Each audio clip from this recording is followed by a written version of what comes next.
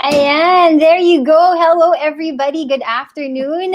You are joining us today for COVID Conversations over coffee. Ayan, ready na ba yung mga coffee nyo, guys? Sana naman, no? So, for those of you who don't know, we are doing COVID Conversations over coffee every Tuesday and Thursday. My name is Shyla, by the way, and I am streaming just from a little corner here in Mindanao in Butuan City. And of course, we have with us this afternoon my Hi lovely sister, everyone. who My is name just is Tina and I'm glowing. streaming. Yes. I And love I'm it. streaming all the way from Dubai. Hi.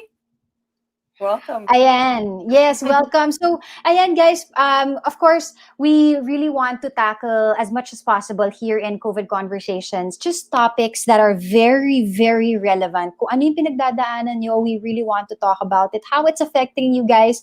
And to this afternoon, we have an important topic because we will be talking about food insecurity, which of course we want to define better. Sorry, ayan yung telepono. Were you Sorry. just saying that a while ago? Yes. So anyway, Yes. we want ano nga ba what is food insecurity? Because when you brought me this topic, you said this you told me this topic, I'm like, what does food insecurity mean? I don't understand. So yes, so we're going to talk about this because apparently there's something called food insecurity. Exactly. So ano nga ba yun, diba? Let's define that later on. If you guys are watching us for the first time, welcome. This is a show that is part of Hackbang Media. Basically, what we want to do in Hackbang is just to, in whatever way, elevate the lives of the Filipinos in these times of just uncertainty, of just pessimism, fear, and all that. And we want to help change the mindset of us Filipinos, right? We want to Mhm. be able Correct. to say na, how do we rise above this? Because it looks like, Shin, COVID is here to stay, diba? Yes, And yes, so, it does. so what do we do? So yeah, So, when we started just doing this just for our hackathon, but we realized that the hackathon is done, but the COVID is still here, and it looks like it's gonna be here for a while, and we need a place where we could stand, somewhere we could talk and share and help us get out of these problems. So yes, if you do have topics in the future that you'd like us to discuss concerning COVID, how you feel in COVID, anything related to COVID that you think you'd like us to discuss, and please you'd comment like in us the to comment tackle. section. Yeah. Yeah, let us know, and we'd be glad to invite people that might be able to help answer your questions. We'll do our best to help you out. Exactly. So as much as possible, we try to get speakers who know what they're talking about. That's why we're actually excited to bring in our next speaker in just a bit so that he can share with you guys ano nga ba yung food insecurity and what Mhm. can we do? Because this is very relatable. We see a lot of people who are scared because they don't know when COVID is going to be over. They're waiting for a vaccine. We don't even know if that's going to make sense to a lot of people, right? Because there are fears as well as to whether the vaccine is safe and all that, which is obviously another topic altogether. But today we want to discuss about food insecurity and how it might be affecting you, it might be affecting some people in your community, and what you can do to help out, right? And what we really want is to people just to get out of this victim mindset, right, Shin? Yes, and take some action. Yes, absolutely. Yes, because we can't always be in that victim mindset. Initially, yes, we're all like struggling, feeling all this, depression and sadness. But it's here. It's here. It's gonna It's be here you. for a while, and you can't just be in that victim mindset where all the bad things are happening to you because the world is unfair. So there Because is the something world you is can do. unfair to you. Yes. Yes, Yes. diba? Right? So yes, There's this is something you can do. happening. Yes, COVID is here. But us as Filipinos, as just your own person, whoever you are in your family and your community, ano nga ba yung kaya mong gawin? What is the extent of help that you can do, you can give in order to be of help to other people? So gusto ko lang isingit, no, kung may food insecurity, parang may Zoom insecurity na nagaganap ngayon sa side ko kasi my sister is just glowing. Ang Yes, I ganda! would like to thank my sponsors, my friends. It was a birthday present, so now there's I love it. including that name, that banner behind.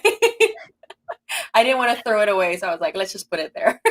They gave this to you for your birthday, diba? Yes, they did. They're so sweet. Sobrang sweet. Sobrang sweet. So, ayan. So, sa mga gusto mag-sponsor ng ilaw dyan, pwedeng-pwede. Shin, let me know that brand. You look absolutely positively glowing, and I love that. I Thank love that you. caption you have. Ayan, so without further ado, I really want to invite our guest this afternoon. Let's bring him up already. What do you say to that, Shin? And Yes, let's yes, have let's him get this. introduce himself. Yep. All right. Hi, Monsi. So Monsi has been with us before during our 4-day Hello, good hackathon. But afternoon. Mons, can we ask you to introduce yourselves for our guests who are seeing you for the first time? Yeah, so good afternoon. Buenas tardes. No? Greetings from Zamboanga City. I am Moncini Hinay. I am one of the founders of Kids Who Farm. It's an advocacy initiative that aims to educate our kids, our youth about food and farming. Yeah. Ayan, so Mons, I think the first question muna that we want to get out of the way, ano yon, Sheena? What is food insecurity? Yeah, Well, very that's a basic. That's very it. nice question. I think Sorry that a I very, need to. yeah, Just want to be direct. very good start for this conversation is really to define what is food security and food insecurity. So, Mm-hmm. before discussing insecurity, let's maybe discuss first or define what is food security. No, so when all people at all times have physical and economic and economic their dietary needs and preferences for an active and healthy lifestyle. So that's food Ay, security and access to food, the quality of food, and of course the stability of food. So yun yung definition natin ng food security. So there's different facets no dun sa definition na yon. okay. But hand is thus the exact opposite of food security.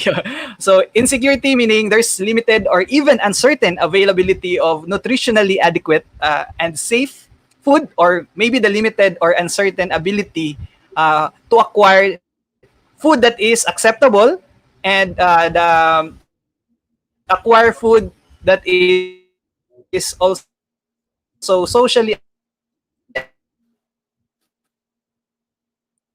Oh boy. Ayan. Yeah, so Um, sige, Mons, we'll let you ano muna, let's we sent you a message. If you can just read that for just a bit kasi medyo nawawala-wala si Monsi. So this is also one of the issues that we have no in the mhm. Philippines. I know a lot of my friends are also complaining. We were talking about food stability. May internet instability na Internet nagaganap ngayon. stability. Especially in this time, everything we can lose everything, but please not the internet. Yeah. Because this is how we want to share information with you guys. So Yeah. Mont, let me know if you've done what we've asked, and we can go ahead and put you back in, right? Mm-hmm. So okay, so for those who just tuned in, and ano nga ba yung food insecurity? Ako, in my understanding, basically it's just knowing where the next meal is coming from. And kung hindi nyo alam saan magagaling yung next meal nyo, then that's food insecurity, right? Just There's just always putting that things stress. plainly. Yes. Yeah. In a So nutshell, that is so what it is. exactly, that is what it is in a nutshell. So ano nga ba yung pwede nyong gawin? What can you do in your own homes that can help food insecurity? You know what, not just even for yourself, but for the community around you. And so Mm-hmm. while sige, habang wala pa si Mons, baka can I share? At medyo proud ako with what we've been doing here at Of home. course, I've seen Ayan. your pictures. Share it. Share it. Ayan. Oh, Sige. Monty's back. Let's Mons see. is back. Let's check Sige. first if Monty's okay. All right. Sige, Mons. Sorry. Okay na. Yeah. Yes. Ayan. O kasi kanina nawawala-wala ka, Good. yun yung internet insecurity. Yeah. Parang ganun na nga. Pero No? yeah. I don't know what happened, but I hope you were able to catch the answer to the question.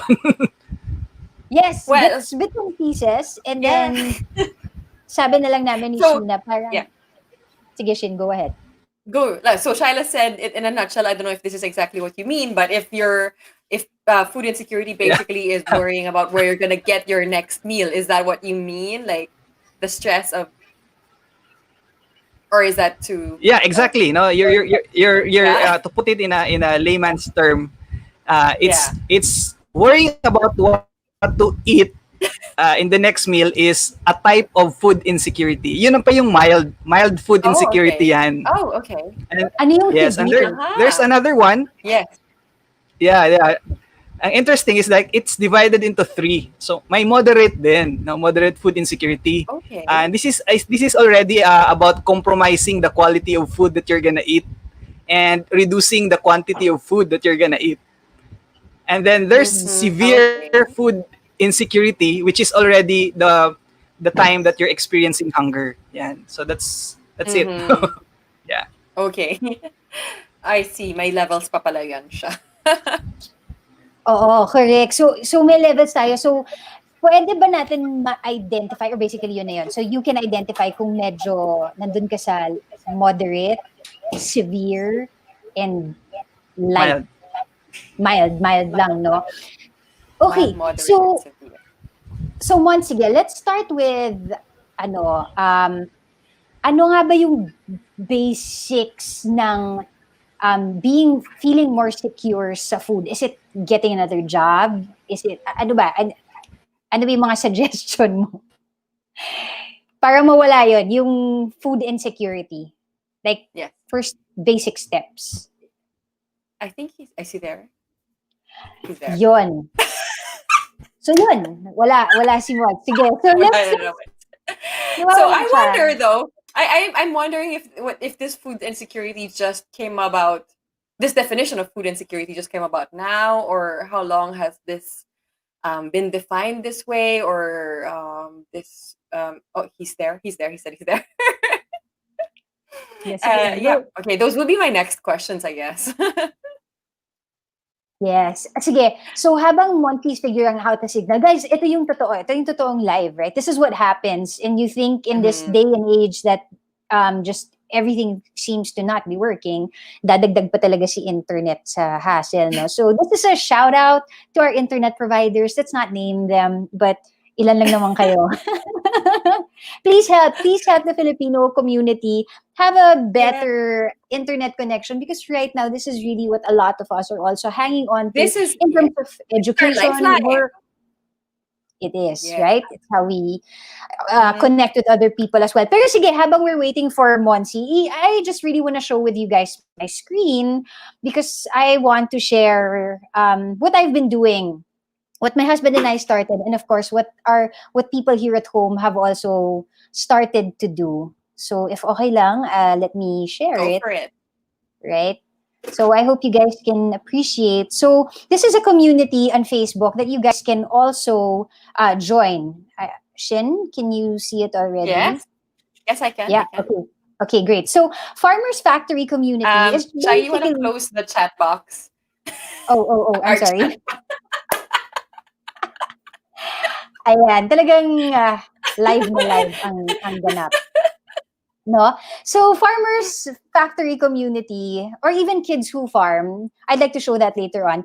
It's just basically talking about how we can do home gardening, how we can get advice from one another. And I want to share with you guys ano yung nagawa namin here at home. And if you guys at home are watching, I want to share with you that we have such a small space, but look at what we were able to plant, right? This is pechay. That looks beautiful, actually. And it's funny because these things around it are also small pechay. Medyo nagkamali kami dito because we sprinkled the seeds around it instead of putting it in smaller containers. But you know what? Let's wing it. Okay. This is also another photo. This is what do you call this? Oh my goodness. Mustasa? Is that what you were saying? Mustasa. No, was that There you go. mustasa? Thank you. Yes, this is mustasa. Ayan. So look at how perfect it is, right? So even here at home, eto kangkong, nakikita nyo naman may mga insect bites Pang na din dyan na sinigang. nagaganap. Pang sinigang, pang gising-gising. Ayan, Pang I love kangkong. gising-gising. Kangkong. Ito, guys, hindi to X-rated, no, na photo. So this is eggplant. my sister commented something that was very X-rated. I'm like, yeah, no, they're eggplants. Ito, basil. I have so much basil. This was one of the easiest stuff that I grew here at home. And ito yung sile or bell pepper here at home. And we really, this is butterfly pea. And this is tarragon. And behind it, nakita nyo naman yung kangkong. And ito yung onion leaves. And ayan, lemongrass. So, ang liit lang talaga ng space namin, but we're able to plant so many. Ayan, I hope Monsi's back. Let's try to have him back, no? Okay. Monci, are you back? Please be back. Otherwise, we're gonna be talking me and Shy nonsense for another 40 minutes. Naku, parang wala pa Well, rin. So anyway, sige lang guys, let's try. We still want to inspire you guys. I think that's the Yes. idea naman here. Yan. I was So- butterfly. I mean, I've heard of butterfly pea. Is that an edible Yeah. plant? Some people have it on salad. Okay. Because I know it's tea or something like that. I've seen it in Thailand when I first went, when I was there, and they said it's good for your hair actually. So maybe if you Yes. brewed a butterfly pea or something, Yes. and, I don't know, wash your hair with it. I don't know if I can wash my hair with it. That's Pero what I yung was sa akin told. is I take it as tea. Actually, it has no taste, Chin.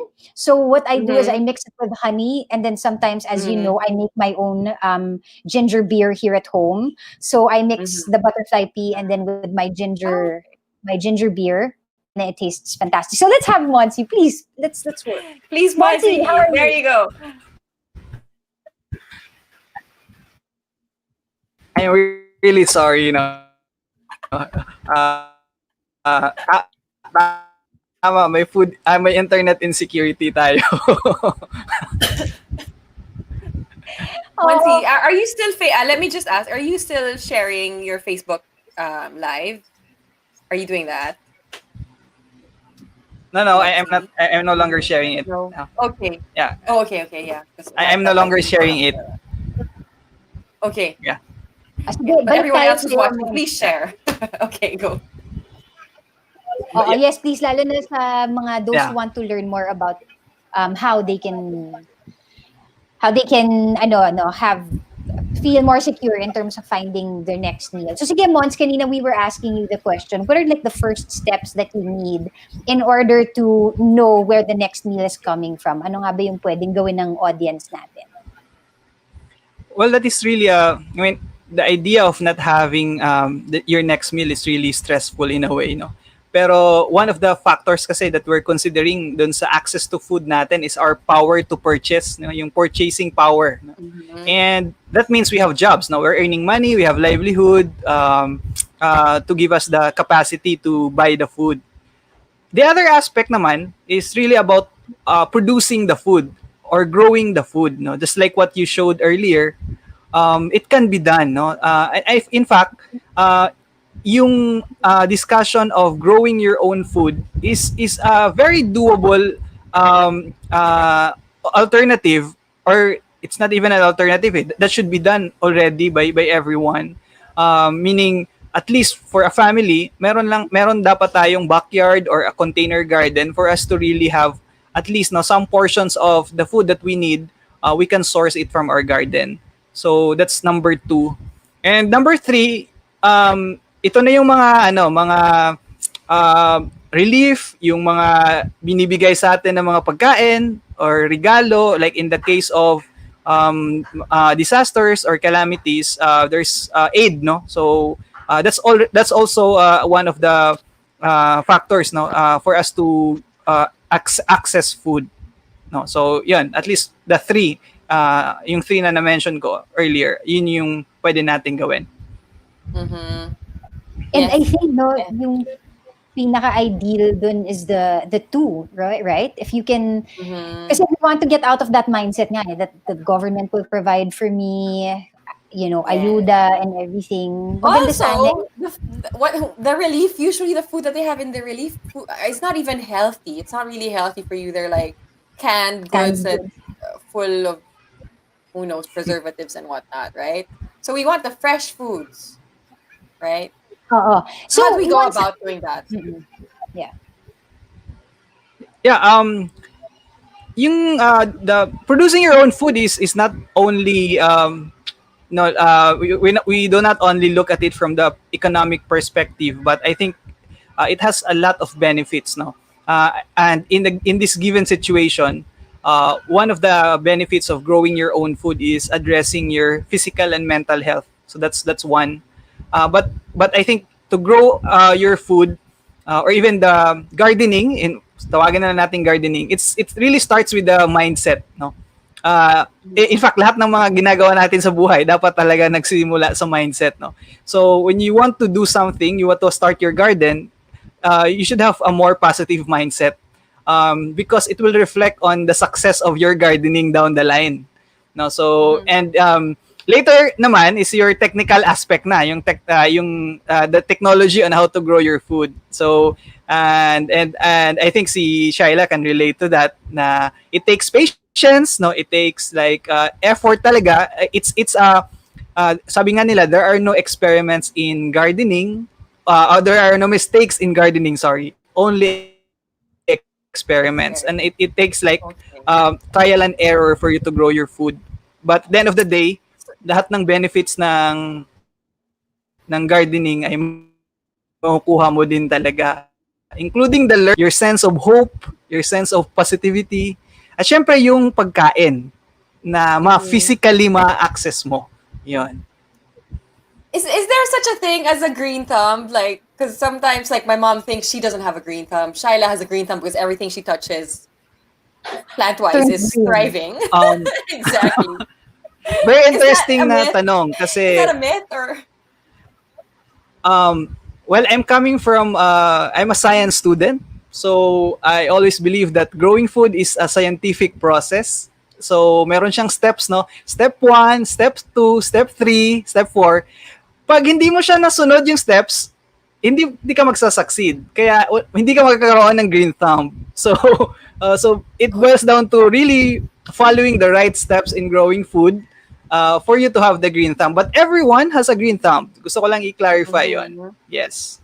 Yeah. And also, everyone can be a farmer. Everyone can be a food producer. Okay, good to know. Yeah, I So love if you that. fail, give up. Just follow the recipe. There's a recipe. Kumbaga, like when you cook, when you bake, you Yes, need to yes, follow the yes. recipe, diba? Ano ba yung Monsi, what do you think? So for those of our viewers who are watching for the first time, no, and I'd really like our audience to answer as well, especially if you started your own home garden or leafy greens na garden na you can actually eat the plants that you've put in your garden. Ano yung easiest, Mons, and I'd like to ask our audience who are watching, ano yung naging madali din in your experience to plant? And Mons, I'll ask you that same question. Well, that's really our advice sa mga starters, no. And even me, like I'm also a student of gardening. Ay ang pinakamadali talaga ay yung mga leafy greens, no. So in particular, ako, pag kangkong ang tinatanim ko, natutuwa ako kasi mataas yung chances of survival, no. And kangkong from seed or kangkong from the cuttings, whichever, madali yon. At mas marami kang nagagawa sa kangkong din, no? So that's one of my favorites. Pero you can also grow your talbos, mga talbos ng alugbati or talbos ng kamote. So and that is something that you can really start, no? You have to start somewhere, you know, sabi nga nila. And by building on the experience, building on the success, talagang magkakaroon ka ng mas maano pa na interest, no, mas heightened interest to try another crop or try another type of vegetable, for example. But for starters, it really pays to start with something that is very easy, because that will encourage you to even if you fail, or I mean, there's a little chance of failing for a crop that is easy to grow. Yan. Gusto ko yung mga nagko-comment dito. Let me just read it. Let's just go through it one by one. Ang dami nakikinig sa atin ngayon. Amina Shane Halil is watching. Ayan, go Sir Monsi. Jessie Lokin, yan, is also watching from gusto ko lang i-greet. Go ahead, yeah. Si Shane and si Jesse and si Ken are kids who farm. They're like Oh, wow. Hi or guys, thanks for partners watching. and core. Yay! Good job, Yeah. guys. Thank you sa mga efforts nyo. More and more people are encouraged no to start their own home garden na makakain mo yung mga tinanim mo. So si Angel also is watching us to here. She says, "Hi, Monsi. Hello. Alugbati is the easiest to plant. Leafy and crawling veggies. Ayan, kamote tops." Angel says, cuttings too. Ito, I wanna go back to this because you said kitchen scraps. You said planting kamote from seeds or kitchen scraps. For those of you who are listening who don't know what that is, ano nga ba yung kitchen scraps, Monsi? These are like trimmings or cuttings or sa Tagalog pa yung talbos ng yung sobrang cuttings from the talbos, no. So like it can be you can actually use, no, for example, if you're buying like kamote, di mo naman lulutuin lahat ng parts ng kamote, di ba? Yung stalk niya, you can still regrow it, no. So Kahit walang roots. yun. Kahit walang roots, you just need to soak it in water for like 3 days. Or even yung kangkong, if you're buying the bigger kangkong, yung mas malaking stalk, pwede mo siyang ipag-regrow yung stalk niya. You just use the talbos talaga for the recipe. Pwede mo i-regrow pa rin yon. Even alugbati. Yeah. Same also ang alugbati. Is it, when you say talbos, sorry Tagalog ko sucks na talaga. Ano yung talbos is like, is it at the top of the, like for the carrot, for instance, the last top before the green comes out? Yeah? Okay, so that's the talbos. Yeah. And the stem mismo. So the stem, okay. Yeah. Just the stem itself. It doesn't have to have the roots. So Monsi suggested that you can actually put it in water, see it for like a week, mag-grow yan ng roots. Ako, personally, and I know other friends who do this as well, yung cuttings niya mismo, what I do is I cut it diagonally. So, for example, if you have like a pen, like this one, I cut the end diagonally and I literally stick it on the ground. And that's it. So try it out. That's the same thing that I do with basil, with other herbs. I just really cut the stem diagonally and I stick it on the ground. And Mons, correct me if sige, coming from you, ano ba dapat yung soil, yung quality ng soil? Yeah. Ano ba, loose or tight ba yan? There's may different soil mixes, no, but I guess I would like to highlight lang like 4 characteristics of a really good soil. So number 1, whatever the soil you use, dapat meron siyang meron siyang water retention capacity. So yung mix ng soil has at least yung can hold water. Second is that of course meron siyang organic matter. So that's the importance also of adding compost or vermicast to your soil mix. And number 3 is that meron din siyang porosity, no? Medyo mabuhagag siya in order for the root system of the plant to really penetrate. And yung number 4 is that iniwasan lang natin gamitin yung mga soil that's exposed to toxic chemical or harmful wastes. And there's meron lang naman tayong mga easy soil mixes na pwede natin gamitin. Like for example, you can mix in equal parts, no, yung rice hull plus compost plus topsoil, no, or garden soil. That's it. So that's for starters, pwede mong gawin yon. If you want to have more properties in your soil mix, you can add vermicast, you can add carbonized rice hull, yan, or yung charcoal dust, and so on. So depending on your access to these ingredients or these soil mixes, ikaw na yung magtansya. But I think yung 4 na characteristics, yun ang pinaka-consideration ko when I do the soil mixing. Okay, where do you find all these recipes for the soil mix? Do you have a website? So is it on your Facebook? Because it sounds a little too technical or sciencey for me to remember. And probably everyone else. Actually, it's out there. No, you can like search it on Facebook. Maraming mga gumagawa ng webinars and information on the soil mixes. But yun nga yung sinasabi natin, all this information, actually may parang tawag dito, may overload ng information on growing your own food on Facebook, on social media. But the best teacher is really the experience.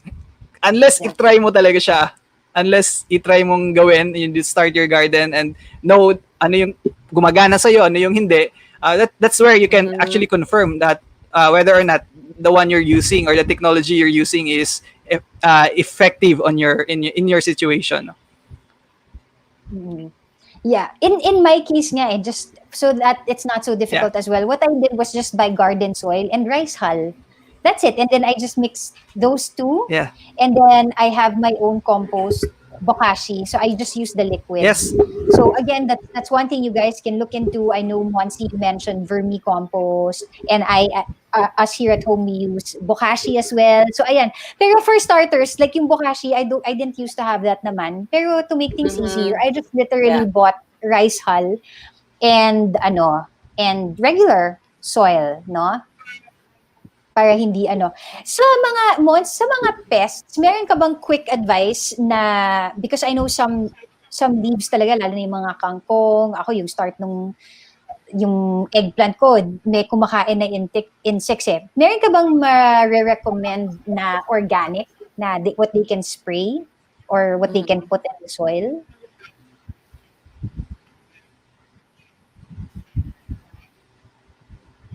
Mons, did you get that?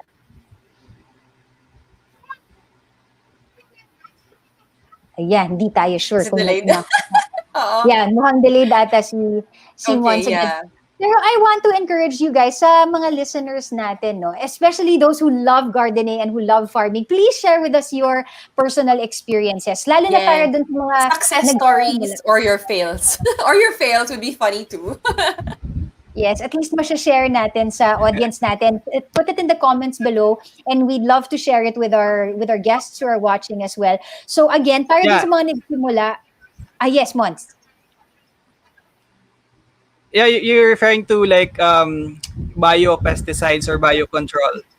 Yeah, like something that's right in their home lang. Like they can make vinegar? Is it lemon? Mga ganon. Salt. Yeah.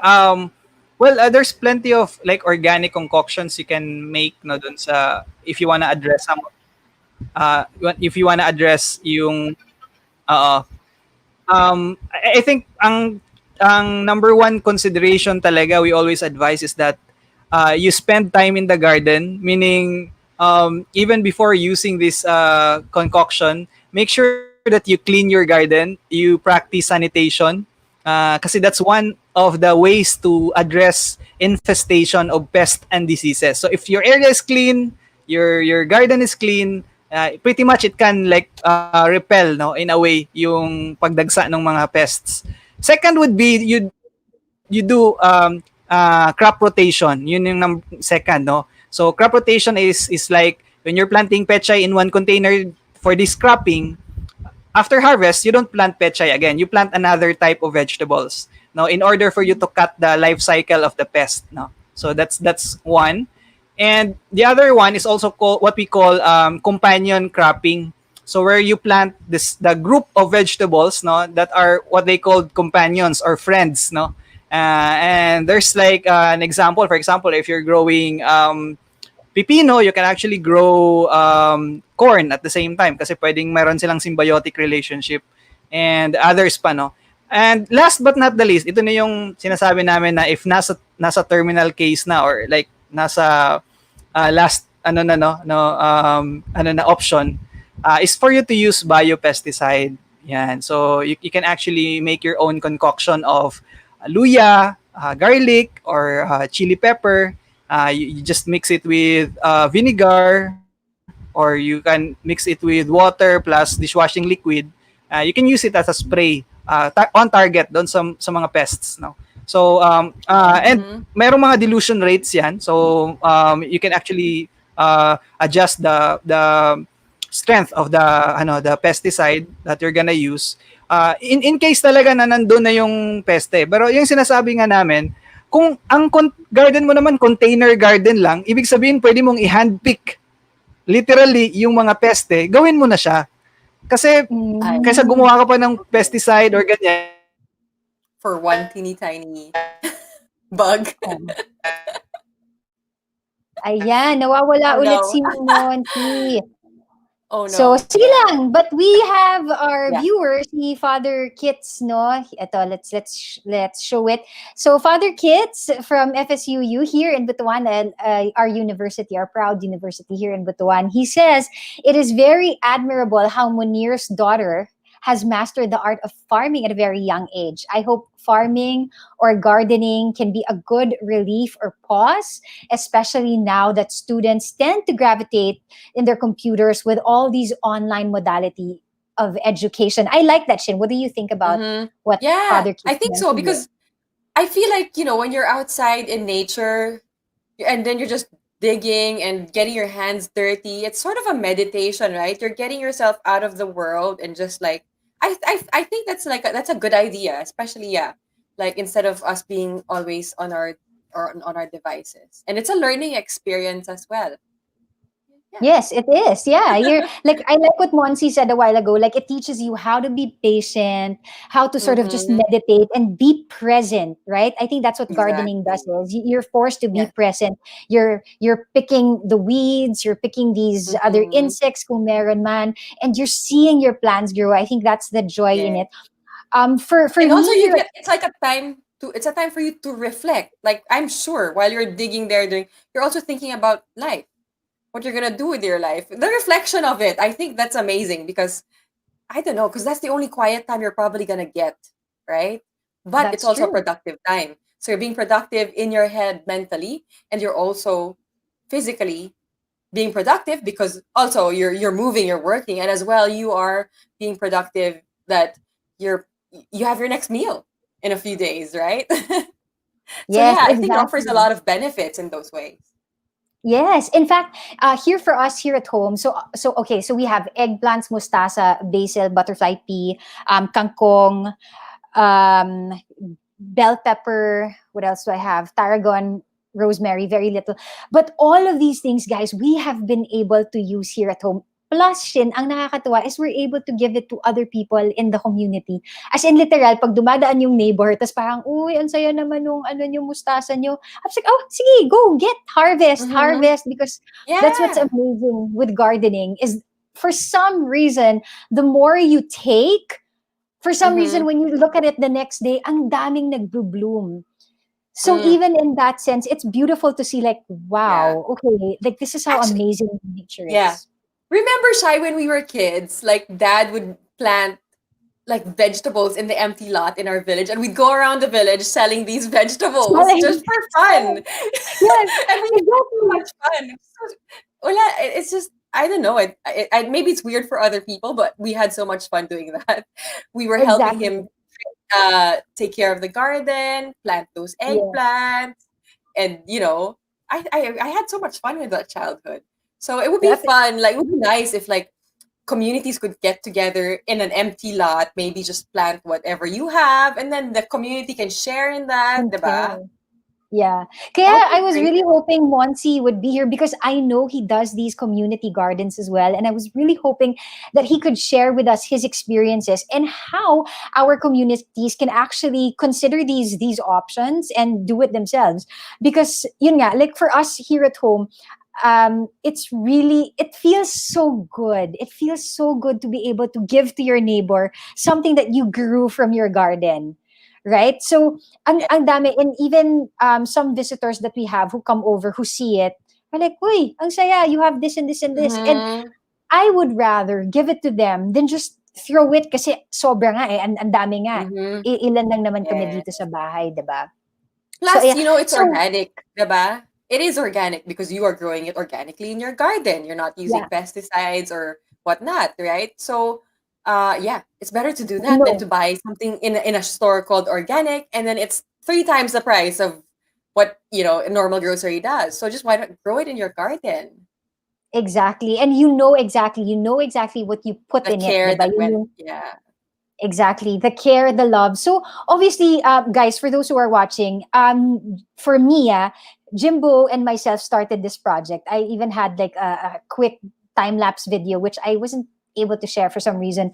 Pero ang nakakatawa is kaming dalawa, like we are literally carrying heavy sacks of soil, just the two of us, and building it. So it must have looked silly to our neighbors, but then after a couple of months, siguro nakikita na nila na, uy, okay, may sense pala to if you do it, no? And hopefully that encourages others to plant their own as well. And of course, kami ni Jimbo, hindi din kami nakatutok because obviously we have other things to do, no? But so the other people here at home are interested and they take care of it as well. So everyone in the house does something to make sure that our gardens are continuously producing such good food.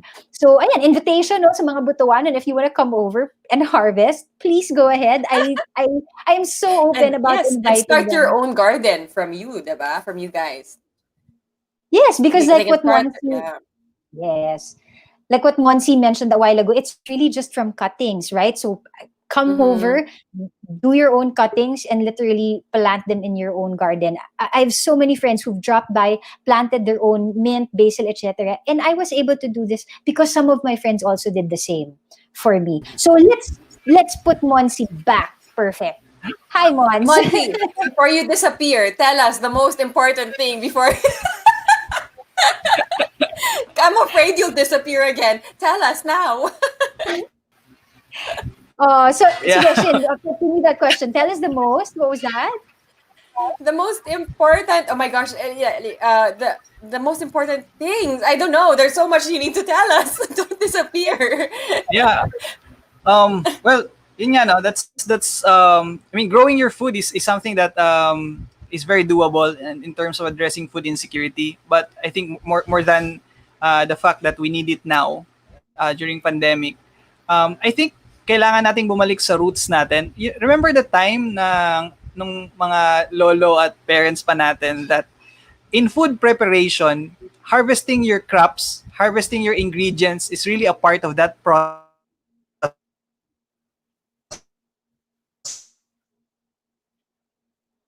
Yan.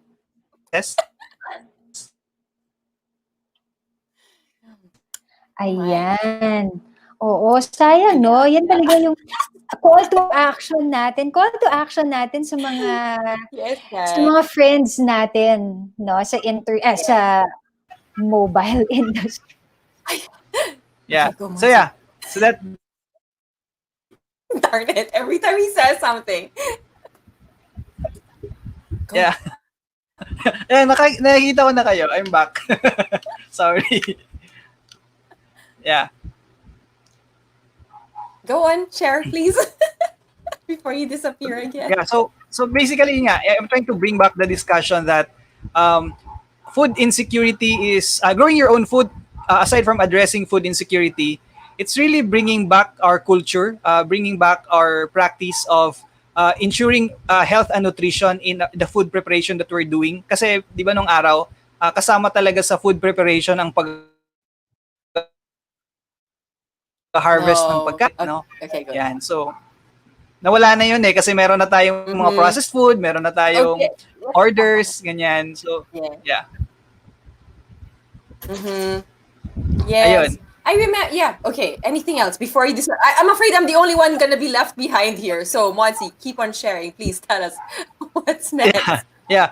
And that's why I think dun sa original topic natin na food insecurity, it's very depressing in a way kasi there's a data that shows, like, I think a survey done last July that our the number of Filipino families who experienced involuntary hunger actually increased from 4.7 million to 5.2 million in a span of 3 months.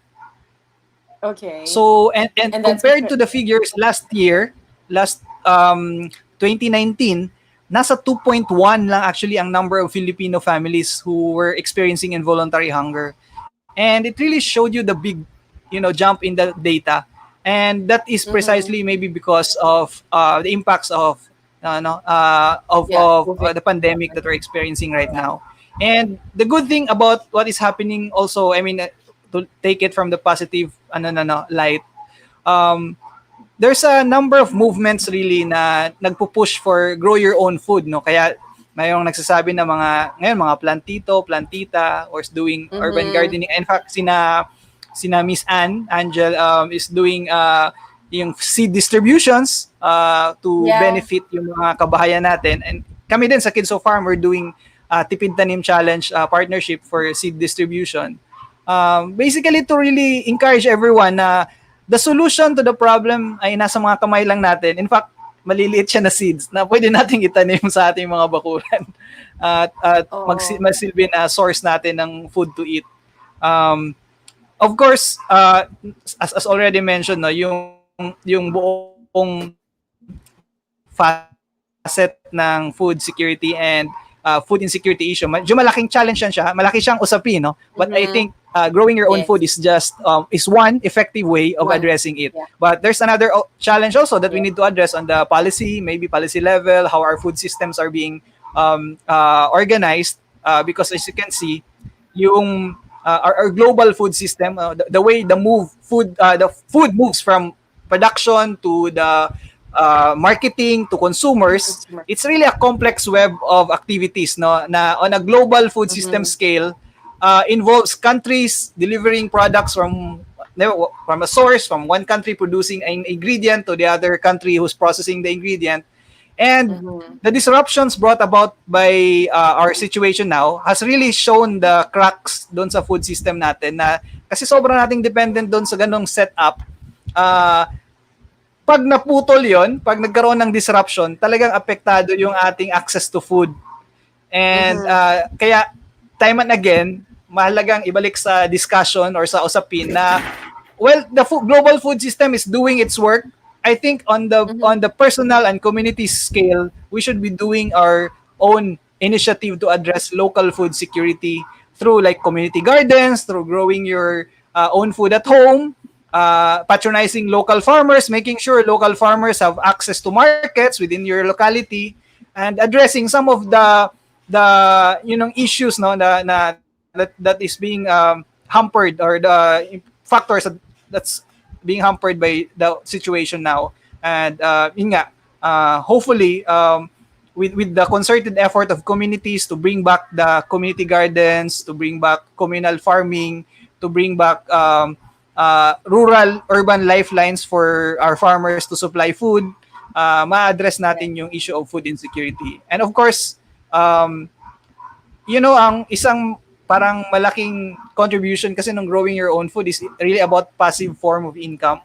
'Di ba? If you have your garden, parang kasi 70% of our household income is being spent on food, no? So imagine if you have 70% of your household income is being saved because you have a garden where you can source your food. That will really contribute, no, to ensuring that the family has enough savings, the family has enough money to set aside for other uses. So, yun. Yes, there's so much benefits into doing your own farming at home. And and I hope people take it. Because I remember really when I was young and my dad did this, we had so much fun. So I think you can also get your kids involved. It teaches them, responsibility. It teaches them hard work. Also, aside from being food secure. Yeah.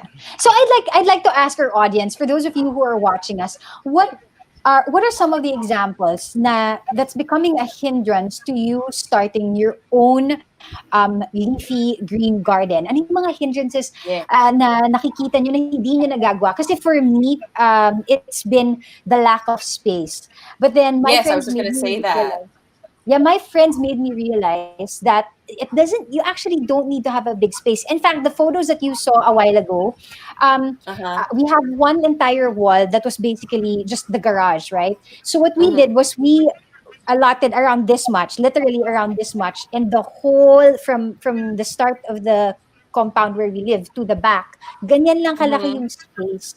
And that's where we started planting. Yung nakita nyo, yung kangkong, mustasa. Di ba malapit siya sa wall? Kaya yun lang yun. And so that was a hindrance to me before. I'd like to ask our audience if you can just comment below ano yung naging hindrance sa inyo. And Mons, ikaw, ano din yung mga naging example ng hindrance for other people as to why... Yes, Shin. Go ahead. Yeah, well, I just want to say, like, well, I think one of the hindrances would be for me, for example, I live in a city, I live in an apartment with a small balcony. There's no really garden. How can I do this? Is there Yeah. a way? Is it impossible? Pwede yun. Pwede. Actually, yun nga eh. That's really a common question. Pero gusto kong ibalik doon sa kind of, kasi pinag-usapan natin kanina, di ba, na when you're starting your garden, you start with a positive mindset. I think kailangan nating konting imagination eh. Kasi sabi nga ng kaibigan ko, our mentor no, na sa urban farming, si Jojo Rom, limited spaces need wider mindsets. So when you have a limitation in space, you need to widen your innovation, your creativity. So, and that brings you to explore other technologies in growing food. And one of them is like container gardening. The other one, maybe you can use like growing hydroponics, growing food in other forms of method, no? So, talagang yung hindi talaga siya hindrance yung limitations sa space. It really takes like a type of kind of mindset dun sa pag-address ng mga challenges na yon. And kahit may window ka dyan, you can actually grow your herbs in the window for as long as natatamaan siya ng araw, no? In fact, you can even grow your vegetables even without sunlight. You can in hydroponics, you can use yung LED lights, no? So maraming paraan. And of course, it entails naman cost, no, at different levels. Pero ang point natin dito is that dapat hindi maging hindrance sa atin yung limitation sa space to grow your food. Kasi marami na tayo. I mean, Shaila, me, and other friends are into gardening na nakapag-prove na hindi talaga siya hindrance at all. So, okay. Yeah. Okay, let's see. I will maybe accept this as a challenge. And Yeah. maybe one day I'll share with you if I was able to grow anything in the desert in my apartment. Gusto ko yung sinabi mo once kanina na start with herbs that can grow. Kasi sa window lang naman din siya, di ba, Mon? So you can definitely start with that, Shin. Start with, for me, basil loves I the have morning tried sun. the basil, pero yeah, that's as far as I went. Basil, and I think I killed some of them. Yeah, herbs they are very easy to grow, no? Yeah. Just try again, right? Just Yeah. So yun, so obviously Yun nga, wala namang mistakes.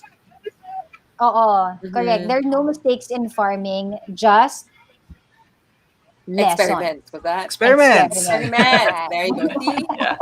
I remembered. Alright. So, Mons, obviously we would want you for longer, but obviously we're reaching towards the end of our program. Ano na lang, how can our audience get in touch with you guys? Where they could learn more, if you have a Facebook, an Instagram, or where else can they catch you if you have some events happening? Webinars. Or any other, yeah. Yeah, we want to give you this time Yeah, to of be course, able to do that. meron naman kaming, you can check us out on Facebook, check us out on Instagram. Kinsofarm has a number of programs kasi that we're running right now. And one of the program is the online class on urban container gardening. You can enroll to our online class. It's for free. We'll give you certificates. It's a 2-session class on the basics of urban gardening. So each session is 1 hour. So, and then after you can finish your session, you'll take an exam and then meron ka ng certificate. The other one is that we're doing community food gardens. That's weekly. We're doing it on a weekly basis, every weekend. So you can enroll. The link is on our Facebook page. There's a post there about the online class. Kung sino yung interested, in Zamboanga, after the online class, we're giving free seeds. Sino yung mga nakatapos na nung course namin, we're giving free seeds. And we are doing community food gardens dito. We have one project we called School Microfarm project, where we are doing the implementing the community food garden in the campus, in the schools, no, in urban schools in Zamboanga. And the idea is for the schools, the students, and the faculty to be engaged in production and marketing. So may marketing aspect din siya, no, ng tinuturo namin. The other one is we're engaging the sangguniang kabataan We have Sangguniang Kabataan here in Zamboanga, and in a meaningful project like community food garden managed by the youth. So it's what better way for you to engage the youth, the SK, in addressing some of the issues of COVID-19, food security, than to tap them in establishing community food gardens to access for the community to access food, no. And dito meron kaming isa, and we're doing another four with four SKs dito. So yung existing namin is with our Sangguniang Kabataan of Barangay Tumaga. Okay, shout out kay Chairman Leia Rose Marshall. And then our school microfarm is at Don Pablo Lorenzo Memorial High School. That's a standalone senior high school. It's a bigger space, 1,000 square meter.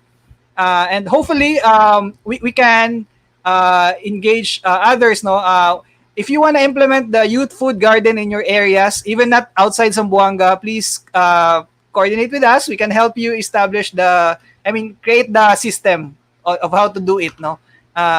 Through online, virtual platform lang naman din kami. May periodic visits lang.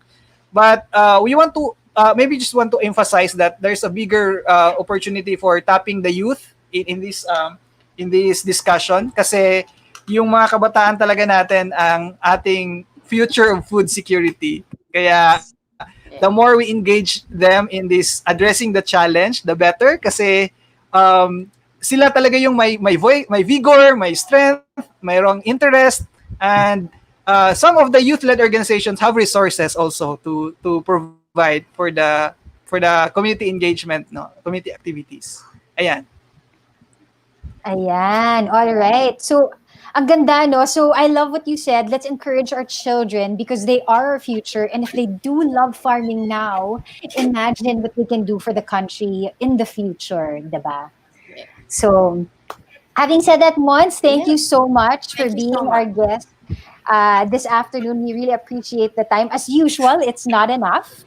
So, hopefully next time we can have another topic that's again targeted, a targeted topic. That way our viewers who watched us today can tune in again next time for that.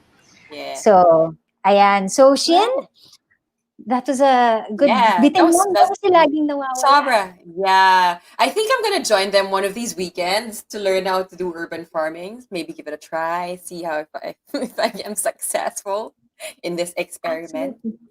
Yeah, you'll never know. I mean, for us, it took this COVID to realize that we have to do something, because obviously, Shin, when COVID started, to be honest, like the woman in me, right, this goes crazy sometimes, right? It goes like, what if there's no more food? What if there's no more job? Where am I going to get food? Ganyan. So that's why I felt like, you know what? Let me just plant some and see where that can lead us, right? So that whatever happens, we have food. And turns out, you won't get hungry. You won't go hungry to do it. Yeah. We're really, personally, I'm really just enjoying being able to plant at home and being able to eat the things that we planted. The satisfaction you probably get from that is times. Well, like you're probably having a gourmet meal if you make your own food. Just the satisfaction of having it, right? Correct. So I'd love to learn how to grow calamansi, kamatis. Madami pa. There's so much, pero wala na ngang space. So ayan, so I'd like to read this one last. Karen. Widen your mindset daw. Yes, widen your mindset. Exactly. Yes. Thank you again, Sir Monsi, says Karen Pasqua. I'm one of the first people who benefited from the urban gardening webinar. So inspiring. Thank you, Karen. So ayan, guys, if you guys are interested, I will repeat it. It's Kids Who Farm. Look for them. There's such a wonderful community of just, encouraging one another that you can grow your own garden. Of course, Jimbo Sanchez, hindi magpapahuli. I eat more gulay now because of COVID. Nakita ko yan, no? Kanina, fish yung ulam nila and he ate more gulay. So, ayan, very good. So, ayan, guys. Yeah. Mm-hmm. And me being vegan, maybe I think I should start doing my own dish. Yes, because as well, like, exactly. Ayun, because the healthiest meal would probably be coming from your, even if we, like Monsi was saying that we were doing international, people were bringing in food international because we have, in a health-wise way, it's not even that healthy to be having food that's not even, like seasonal for us, apparently, according to Right. some studies. So yeah, Yeah. you encourage you to eat what's in season in your own country, in your own backyard, if you could. Yes. So there you have it, guys. Please join us again on Thursday because Jerome and Owen is going to bring in some TikTokers, right? And so that's Yeah. what the fun conversation is going to be about. So please tune in for that. It's going to be 5:30 on Thursday. And guys, we really encourage you, if you have suggestions on topics that you would like for us to cover here on COVID Conversations, or even if you yourself have a topic you'd like to talk about or have a business that you'd like to share, please get in touch with us. Hackbang on Facebook and of course on YouTube. It's Hackbang Media. Don't forget to click subscribe or the notifications button as well. That way, you can You can. Facebook will Facebook right, YouTube will let you know, and Facebook will let you know that we are online and live. Yeah. So ayun, Sheena, last words from you. No, just that's it for me. Hope you guys learned something. Hope we're continuing to give you relevant information. And that's it. Enjoy the rest of your afternoon, evening. Yeah, afternoon, evening, morning, from wherever you are, while your Good night. cats fly Yes. in the background. Thanks everyone for tuning in again. All right. You have Sheena, Sheena. all the way from Dubai. Yes. Bye. There you go. And my name is Shaila from this little corner here in Mindanao, Butuan City. Thank you so much for tuning in. See you guys again on Thursday. This has been Shaila and Sheena here on COVID Conversations over coffee. Bye, guys.